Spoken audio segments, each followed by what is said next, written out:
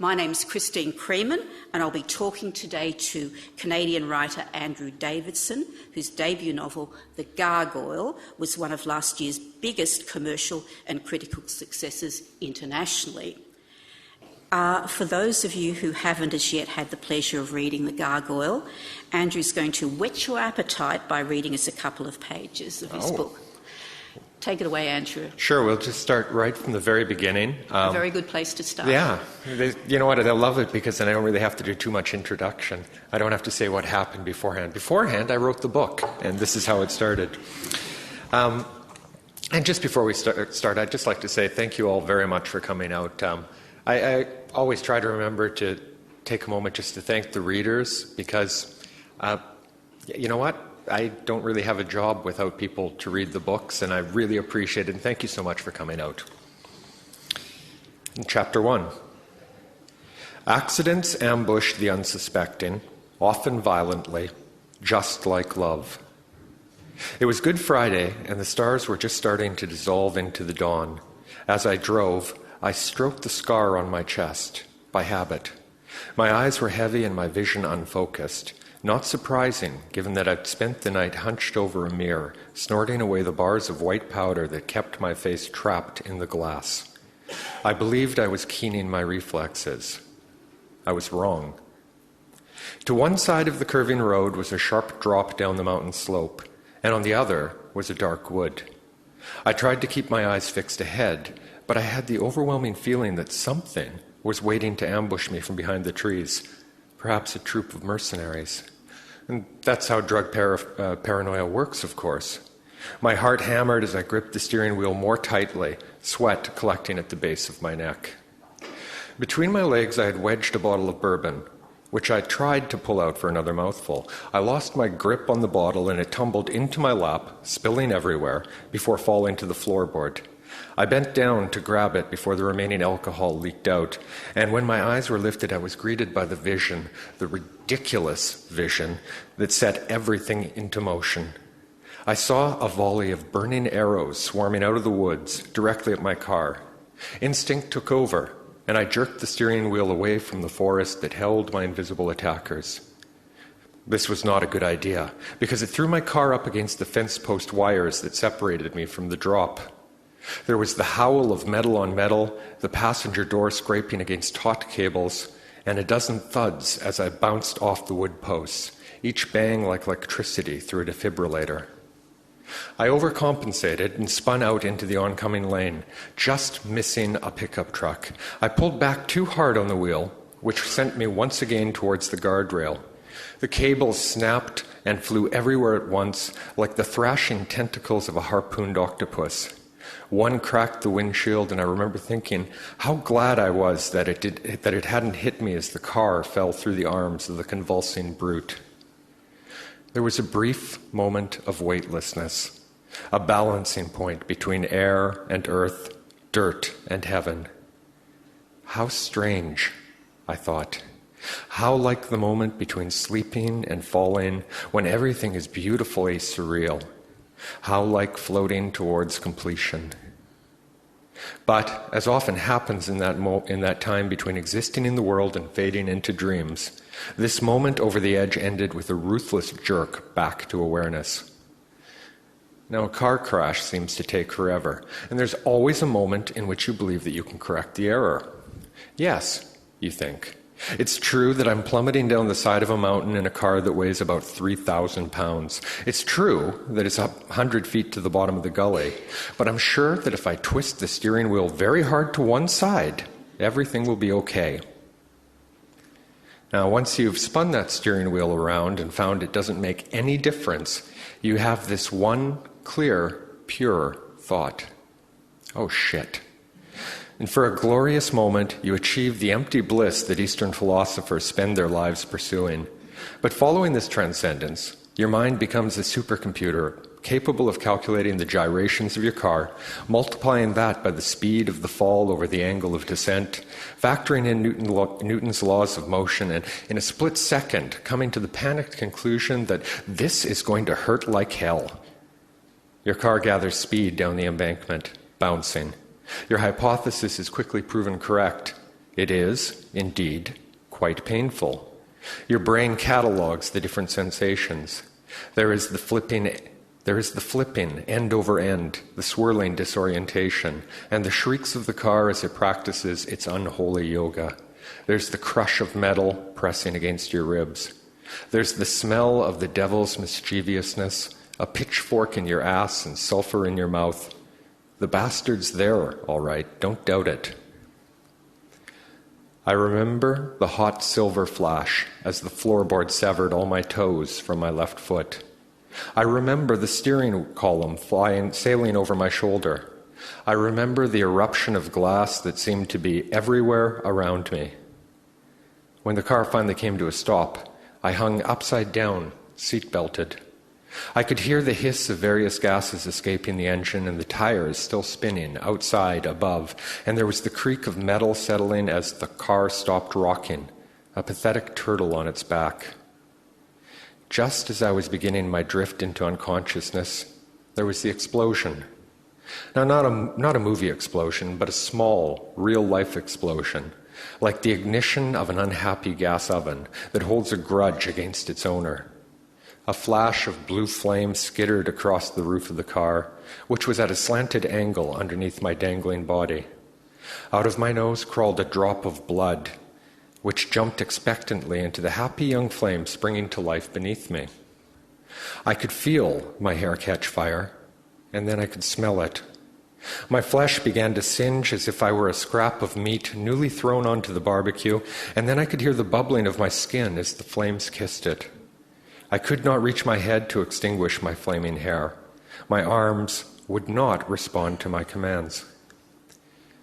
Now, I imagine, listener, that you've had some experience with heat.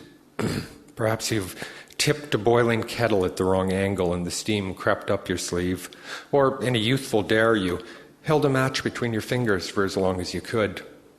And hasn't everyone, at least once, filled the bathtub with overly hot water and forgot to dip in a toe before committing the whole foot? Now, if you've only had these kinds of minor incidents, I want you to imagine something new. Imagine turning on the elements of your stove. Let's say it's the electric kind with the black coils on top. Now, don't put a pot of water on the element, because water only absorbs the heat and uses it to boil. Maybe some tiny tendrils of smoke curl up from a previous spill on the burner. A slight violet tinge will appear, nestled there in the black rings, and then the element assumes some reddish-purple tones, like unripe blackberries. It moves towards orange, and finally, an intense, glowing red. Kind of beautiful, isn't it? Now, lower your head so that your eyes are even with the top of the stove, and you can peer through the shimmering waves rising up. Think of those old movies where the hero finds himself looking across the desert at an unexpected oasis. Now, I want you to trace the fingertips of your left hand gently across your right palm, noting the way that your skin registers even the lightest touch. Now, if somebody else were doing it, you might even be turned on. Now, slam that sensitive, responsive hand directly onto that glowing element and hold it there. Hold it there as the element scorches Dante's 9 rings right into your palm, allowing you to grasp hell in your hand forever. Let the heat engrave the skin, the muscles, the tendons, let it smolder down to the bone. Wait for the burn to embed itself so far into you that you don't know if you'll ever be able to let go of that coil. And it won't be long before the stench of your own burning flesh wafts up, grabbing your nose hairs and refusing to let go, and you smell your body burn. Now, I want you to keep that hand pressed down for a slow count of 60. No cheating. 1 Mississippi, 2 Mississippi, 3 Mississippi. At 60 Mississippi, your hand will have melted so that it now surrounds the element, becoming fused with it. Now rip your flesh free. And I have another task for you. Lean down, turn your head to one side, and slap your cheek to the same element. And I'll let you choose which side of your face. Again, 60 Mississippis, no cheating. The convenient thing is that your ear is right there to capture the snap, crackle, and pop of your flesh. And now you might have some idea of what it was like for me to be pinned inside that car, unable to escape the flames, conscious enough to catalog the experience until I went into shock. There were a few short and merciful moments in which I could hear and smell and think, still documenting everything but feeling nothing. Why does this no longer hurt? I remember closing my eyes and wishing for complete, beautiful blackness. I remember thinking that I should have lived my life as a vegetarian. Then the car shifted once more, tipping over into the creek upon whose edge it had been teetering. Like the turtle had regained its feet and scurried into the nearest water source. This occurrence, the car falling into the creek, saved my life by extinguishing the flames and cooling my newly broiled flesh.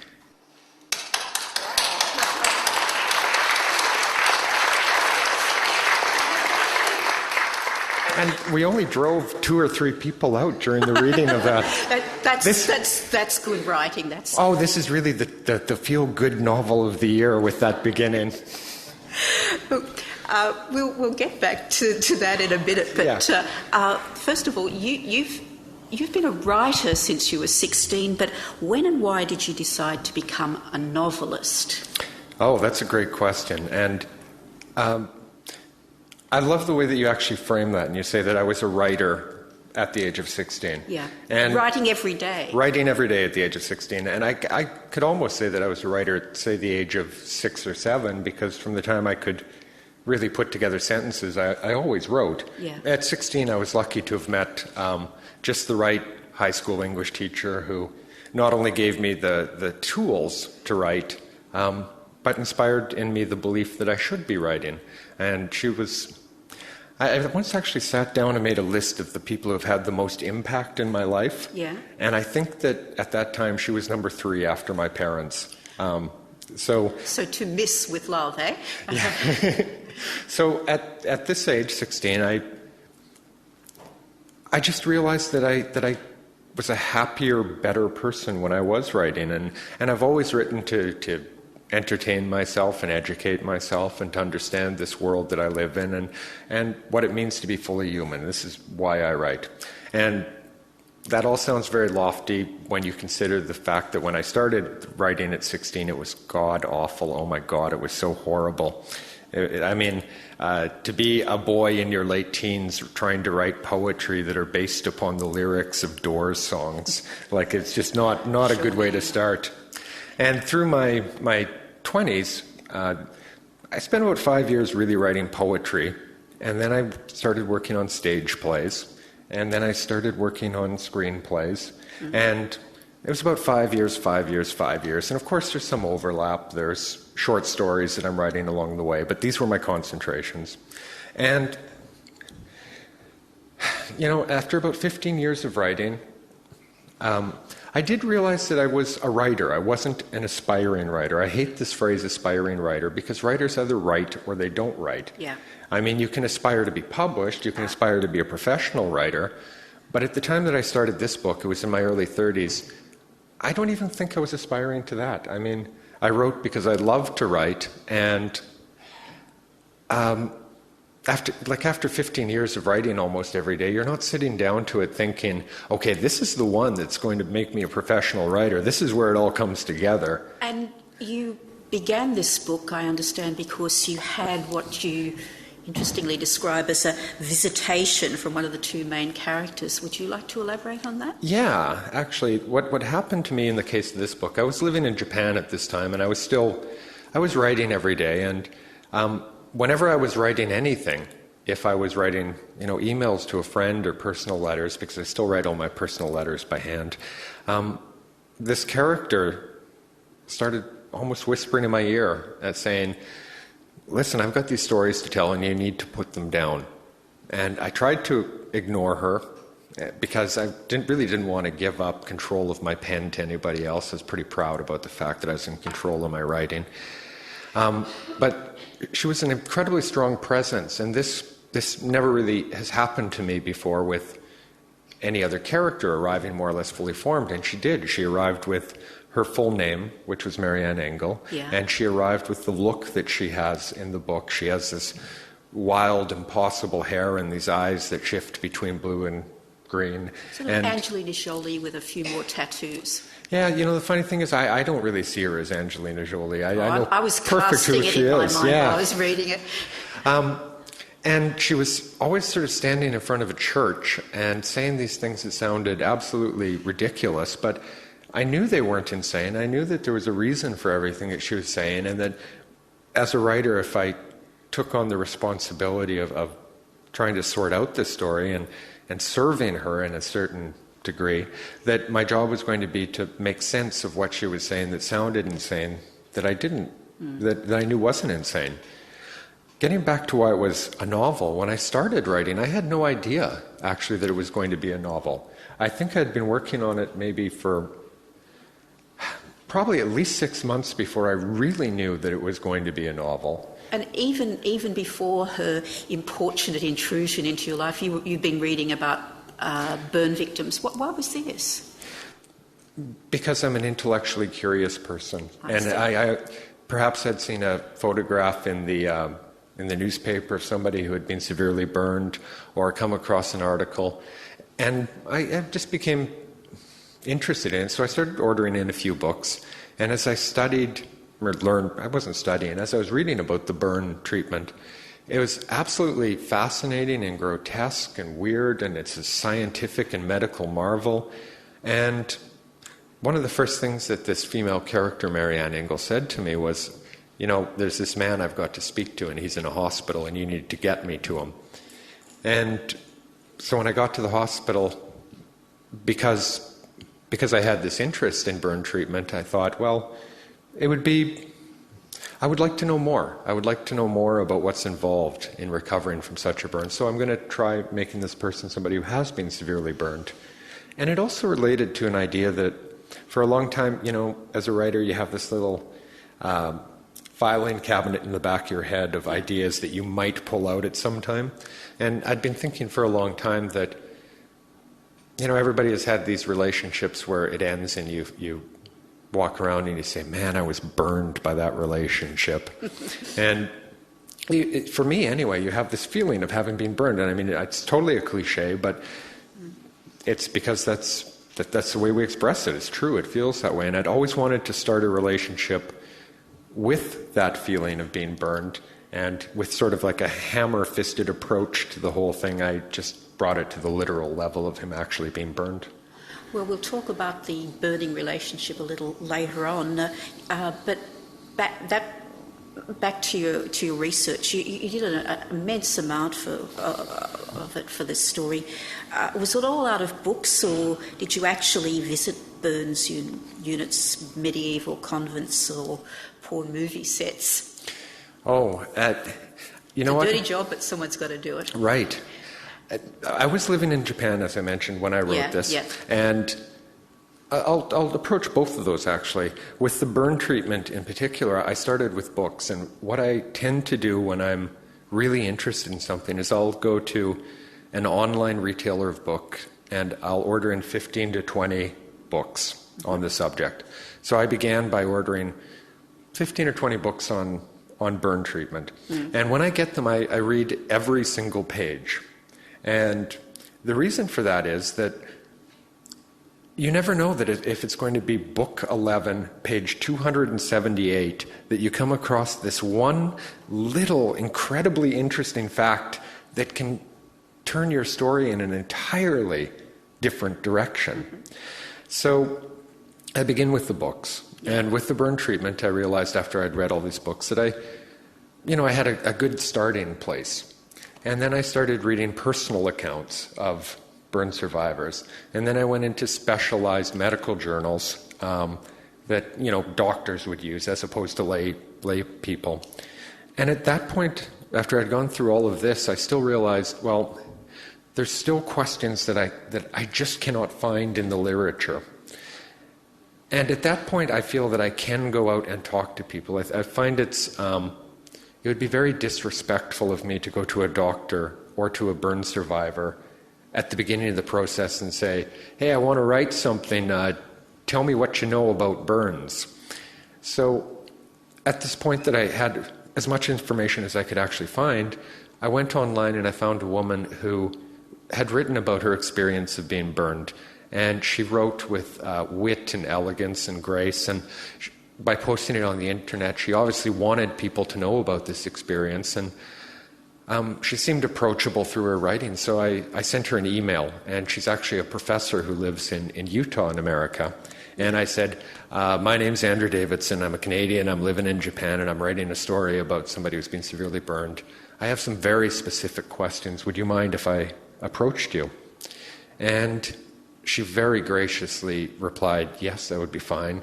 And I ran some questions that I just couldn't find the answers to anywhere else. For example, in burn treatment, very often the burned patient is on what's called an air flotation bed, and this air comes up through it, and it reduces the friction and it facilitates healing. Well, I'm able to read about the structure of these beds and the medical effect that they have, but nobody had really written about what it felt like. So I would send her the question, what is the sensation on the skin of this feeling? And she was incredibly wonderful in answering all my questions. And I've actually had an email correspondence with her for a number of years. I've never met her in person. I'm hoping that a book tour will bring me through Utah so I can finally meet her. And Madame von Meck. And porn movie sets? Well, I have done my research on porn, but not by visiting actual sets. There's currently a fashion for novels that span the centuries, that are set in 2 or more periods of history. Were you inspired by this trend at all? You know, that was never really a conscious decision. You actually get these questions from people. Well, you've written a book that has a wide appeal. It's gone into a number of countries, and it's been a bestseller. And basically the question they're asking is, how did you set out to write a bestseller? And we're going to come to that later. Oh, well, we can address it right now. Okay, I certainly didn't. Yeah. I mean, you don't sit down and think, well, what is going to have any sort of universal appeal? Because that doesn't work. I mean, I wrote for myself and what interested me.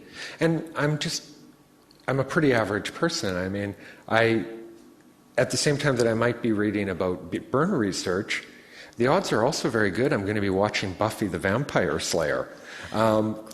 So if something appeals to me or interests me, and this is part of the research, if I come across something like the air flotation bed and I say, oh my God, that's so interesting, I'd never heard about that, that's got to go into the book. I mean, if it's fascinating to me, I think it's going to be fascinating to the reader as well, or at least some readers. So as far as, having a fascination or setting out to travel to, the book occurs in the present time. It goes to medieval Germany. It goes to ancient Japan. It goes to Italy during the time of the Black Death. It's in Victorian England and Viking-era Iceland. At the beginning, I had no idea that I was going to go any of these places. I just followed the characters, and they led me there.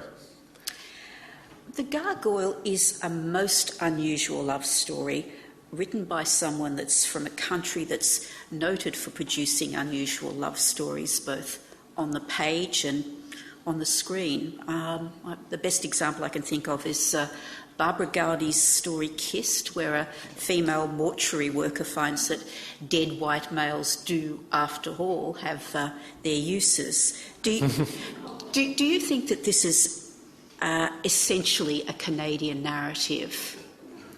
Well, I don't think anyone other than a Canadian could have written The Gargoyle, but I'm a Canadian-phile. Oh, really? Okay. Yeah. It's an we were actually briefly mentioned this the other day, and I said that I haven't read the book, but I've seen the movie, which was also made by a Canadian filmmaker. Indeed, and Yeah. it more or less corresponds, so you can comment on that. Right. It's a strange thing. On